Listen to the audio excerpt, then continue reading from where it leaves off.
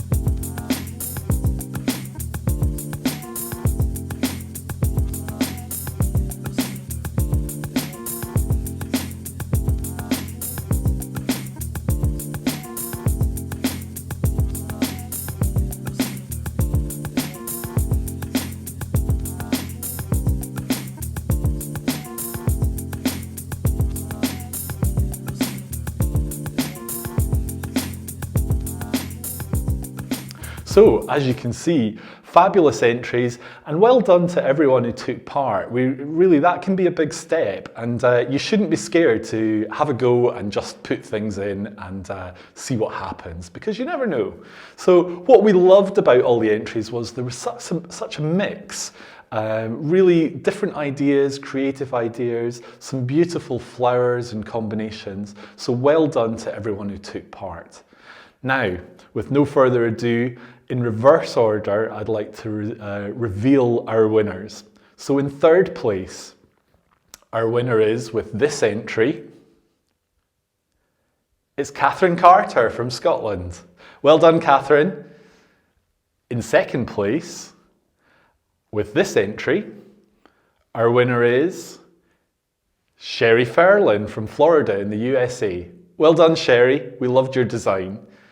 And in first place, with this entry, it's Pamela Galloway. And Pamela is also from Scotland in the UK. So congratulations, Pamela.